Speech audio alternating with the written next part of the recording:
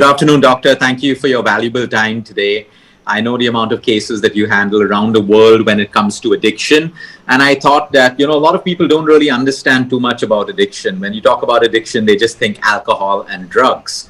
But today there is addiction to so many other things. Sometimes some people are addicted to their sadness. Some are addicted to loneliness, even though loneliness is a bad thing.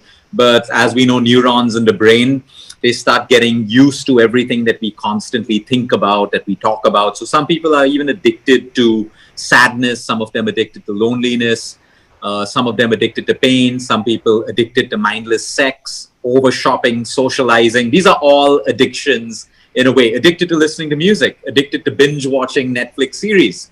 So, with recent times, we've seen during lockdown the amount of addictions rising. I see it every single day.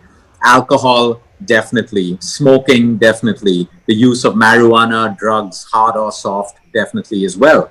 But bigger than that is addictions to, content consumption like Netflix and binge watching of serials and all of that stuff that is taking away people's time and sleep, which is further causing diseases related to, sleep deprivation and so many things. So, Doctor, over to you in brief, what exactly drives addictions? Why do these happen and why is it different? For some people, smoking becomes their addiction. For some people, it's alcohol. For someone else, it's a different stimulator or a different trigger. So over to you for you to enlighten us on, basically what addiction is and why it happens so differently with adults, teenagers, kids, elderly people, and everyone else.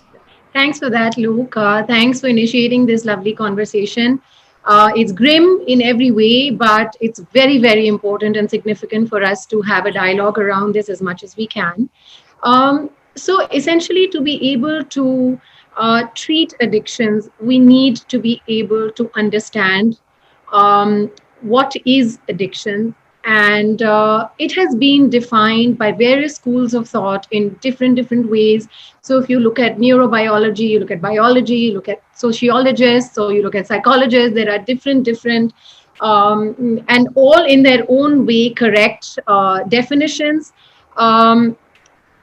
Largely, they have collectively defined it as a brain disease or a mental illness, a psychiatric problem.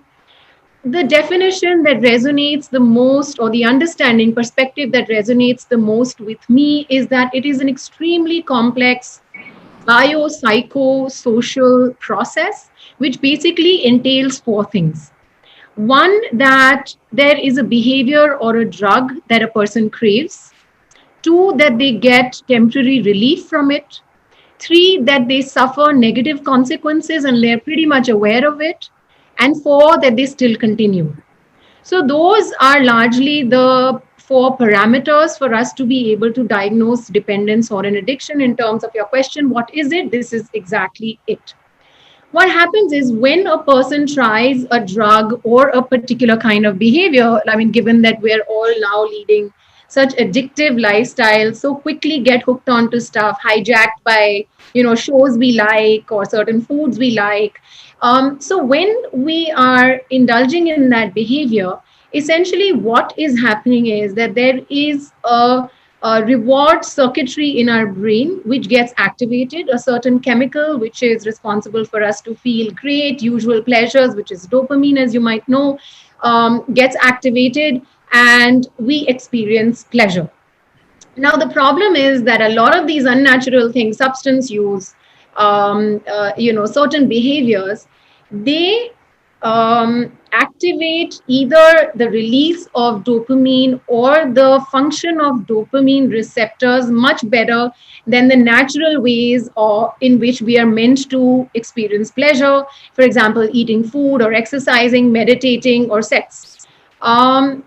So people start getting hooked onto those behaviors or those substances because they do a very good job of it.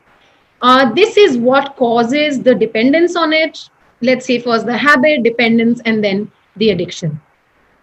Okay. All right. No, that makes a lot of sense. And again, now, when some people drink alcohol, but they're not addicted. They know how to balance it. They know when to stop. The same thing with smoking, and some people experimentally use marijuana and stuff. A lot of them are in control. A lot of them are out of control. So what is the difference between these two kinds of people? How come some people get addicted and some don't? Is it because they have a weaker mind? Is it because they have less power to control? Yeah. That is such a spot on question, because this is exactly the challenge with addictions. Addictions are a result of multiple transactions, complex interactions between, I'd say, our genes, neurobiology, which is basically how our neurons or how our brain responds to a particular substance or a behavior.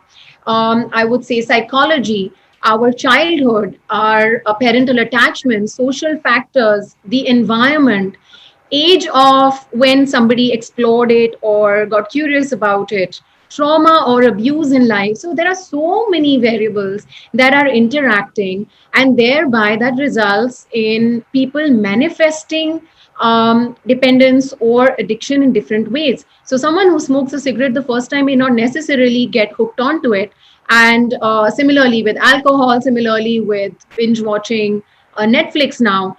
So there are a lot of people who don't necessarily get hooked onto stuff, which is where the role of psychologists becomes important, because there's only that much you can do with a gene or with neurobiology or with brain scans and brain damage. But what we can do in terms of psychology, about emotions, about our cognitions, about our environment, about what parents can do when children are younger, about brain development, those are variables that are slightly more in our control. And that's why the significance of this conversation. There are tons of studies that basically study addiction now. And you can understand why, because this is so thickly connected with, entwined with, the pharmaceutical companies. So essentially, if you look at brain scans, there's multiple causes we're saying of addictions, but the one common factor found in addicts is a lack of impulse control. And this is shown in studies by brain scans. Now, when a psychologist like me, and the second factor, a psychologist like me will ask an addict, okay, what's this doing for you? What does eating sugar do for you? What is use of marijuana or crystal meth or heroin do for you? Invariably, they will tell you that they are finding relief from pain. They can say, okay, I'm seeking pleasure, but what is that pleasure doing? It's actually getting them it's giving them relief. Relief from what? It can be pain, it can be poor self-esteem, it can be abuse, it can be memory of some trauma. So that is the second commonality, that they have gone through some difficulty, some neglect, some pain, which they are trying to overcome. Now, those are the two causes that I look at, thereby design my treatment program, because then I have to give tools and treatment according to the cause. So we look at treatments in form of how to teach people impulse control, so that from habit or dependence or exploration, it doesn't become addiction. And second, what is the reason? What was the problem? What is the pain that you're trying to relieve yourself of? And why this method? Why can we explore certain other methods that will help you, get rid of that pain? Okay. Oh, that's brilliantly put, because I think that answers my next question as well. So I would like to ask you, what about environment? Does that play a role, like the company you keep and everything else? Because I think today, almost every second parent is like, we're so worried about our child getting addicted. We want to send our child to either Saudi Arabia, Dubai, or Singapore, where drugs are banned. And, so they will never fall into drugs. But I don't think that's the solution to the problem, because finally, wherever you are, whatever you have around you, it may not be drugs that you're getting addicted to. In Singapore, yes, they don't have drugs. In Dubai, they don't as well. But we see a lot of people abusing alcohol because they don't have drugs. The same thing in Gujarat. It's a dry state. There is no alcohol available, but everyone's smoking shisha. They're addicted to it. So there's always something else. So, as a society, what are the top 2 or 3 things that we need to look at, rather than trying to run away from every possible, addiction that exists? What can we do to strengthen ourselves as a society in terms of awareness? I think environment is such a significant thing to talk about, right? I mean, look at the last 1 year, where all of us and children have been limited, physically limited to a household. And every other parenting consult I have, parents are talking about my child is hooked onto the screen.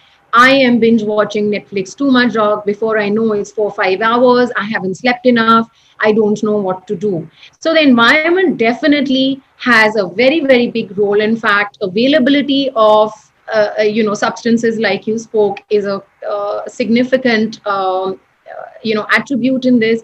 So yes, there is a contribution of the environment, but I have always believed that we have to take internal locus of control. We have to do something from the inside out, so that there is a certain change. Once our children, when our children are growing up, I always give them the example of a buffet of things laid out for you.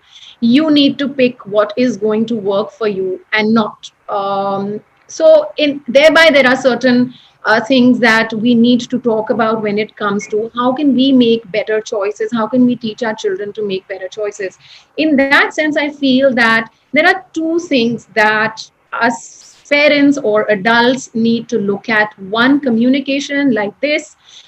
This kind of communication needs to become part of every household, where there are children, where there are adults, where there are teenagers, where there are young adults going off to colleges and universities. I think that there is very limited or skewed kind of communication, and I'll explain what I mean by that. And second is, of course, vigilance. Vigilance is also very, very important. So we can't say that the environment has absolutely no role. We need to be vigilant about how much screen time is happening in the house. We need to have boundaries about that. We need to be vigilant if we see our young college kid with eye drops all over the room, or with red eyes, or with sugar like little pouches in the house. And if you're not going to be vigilant, then we're going to have to suffer consequences. So there are a few things that parents really need to keep an eye out on. Right. But I'll come back to my first point, which I feel where communication can do wonders. Communication is all about reflection, learning, and education about addictions, about substances and behaviors that basically, please us. And addictions are communicated in such a negative light with our children. There's so much fear. We all have bars in our house. A lot of children see their parents smoking, but when we will speak about someone else or someone else's child being hooked onto something, there'll always be judgment. There's always this underbelly of there being a moral lapse or ethical lapse or criminal kind of behavior. So the whole discussion is very loaded by judgment. And I think we need to open up our minds and stop describing it to our children like this. We need to help them see it as something that exists, and if they can make better choices, because this could cause potential and significant harm, not just temporary, but also long term. So the narrative needs to change. So that's why communication is important. Now, coming to your 2-3 tools of what can we really educate our children about, we just need to tell them the consequences of this. And this is something that a lot of the young adults who I counsel will argue, but doc, one glass of wine or marijuana actually has advantages, etc., etc. So I just give them simple neurobiological facts. Now, the number one fact that they need to understand is that when a substance or a behavior which has negative consequences is releasing dopamine in our system. Stay with me. I know I might take some time for this one. But when there is an external source of dopamine, our brilliant brain tries to adapt. So it slows down our natural processes of dopamine production, release, or reduces the number of dopamine receptors, thereby reducing our natural ability to experience pleasure. Now, a person like this will have to then use that substance again and again and again to attain the new normal.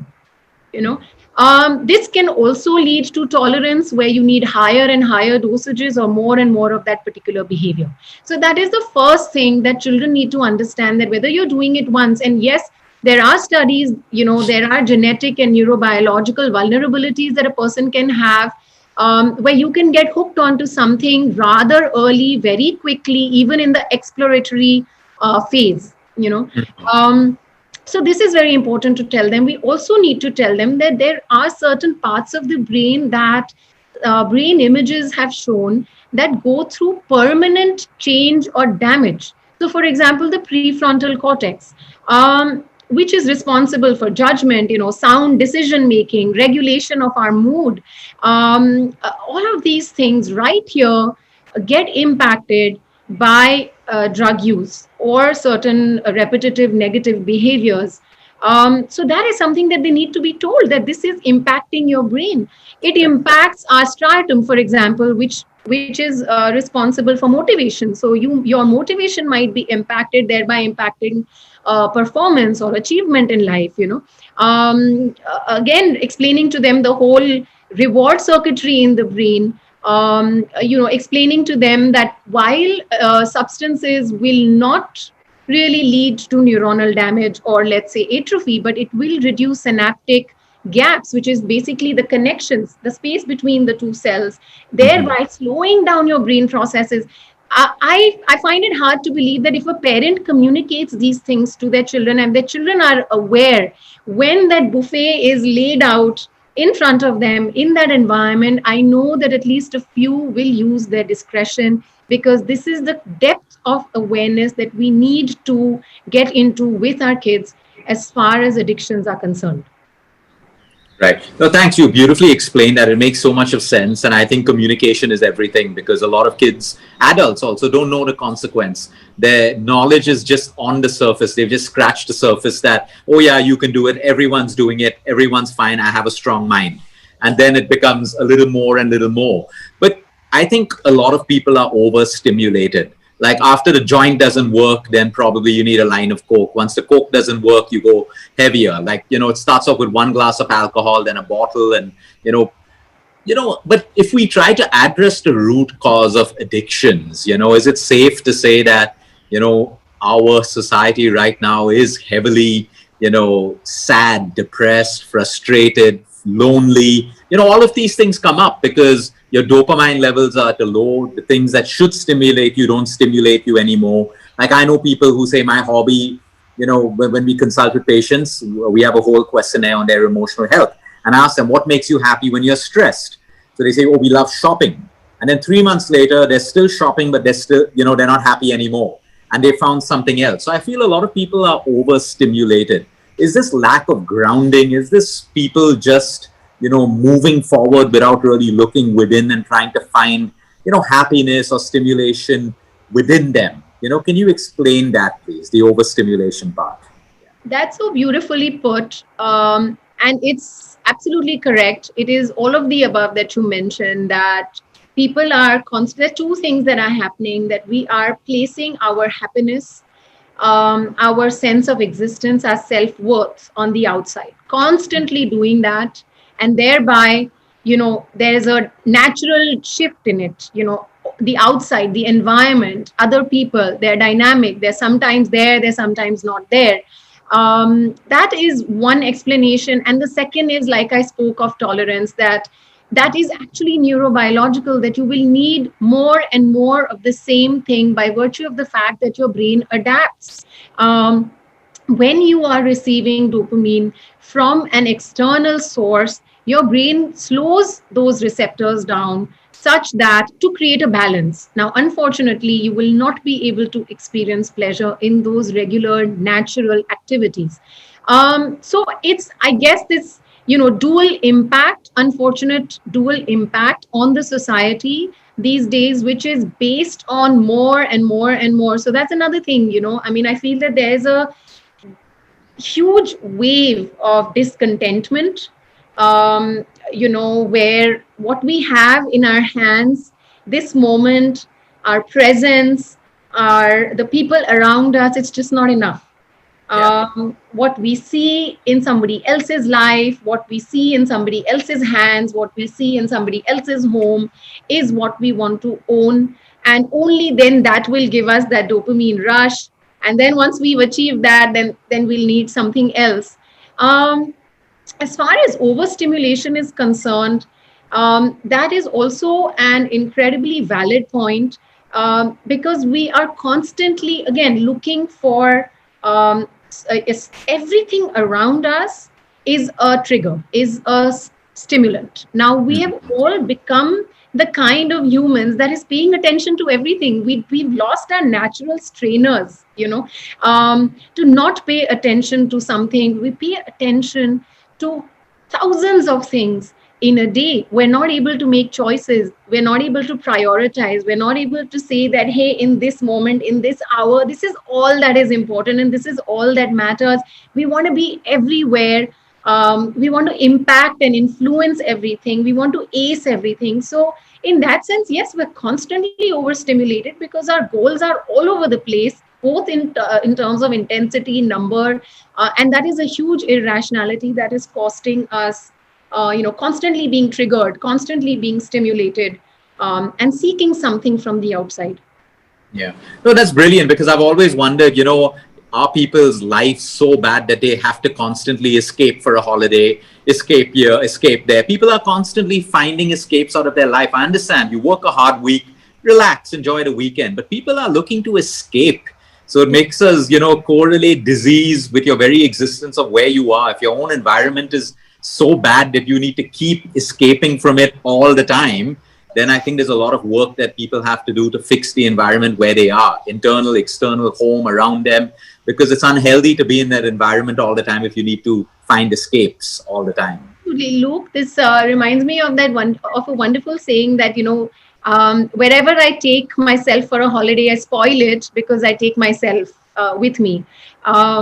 People do want to escape their environment, their situation, their circumstances. It's very common for me to hear that, what, maybe we just need to take two separate holidays, and Yeah. we'll be fine. We just need to go for a summer holiday. In fact, just before summer, I've always called it my rush period in the year, because where people will go in the summer and, what all they need to do in the summer holidays is such a big issue in marriages, that that is like the busiest time in the calendar for me. But I think it brings us to a very, very significant point that we need to pay attention to, and that is ourselves. um, all of us need to start becoming conscious of what we are bringing to our life from the within.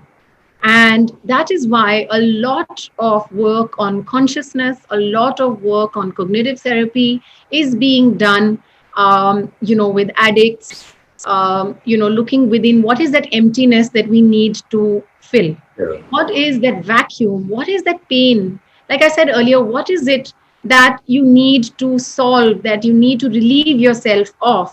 And that will not come until we sit down in some stillness and look within, that what am I saying to myself? What is uncomfortable about my presence?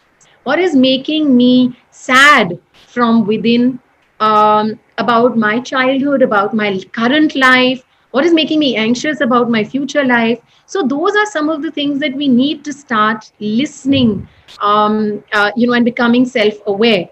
Once we have those in our hands, I think we have more material, more content, and reliable content to be able to look at that pain. I'm not saying that the pain is not there, the pain is definitely there, but we need to address that with, with better solutions, and not quick fixes or false fixes, such as shopping or TV or tobacco, alcohol, etc., to make ourselves feel better.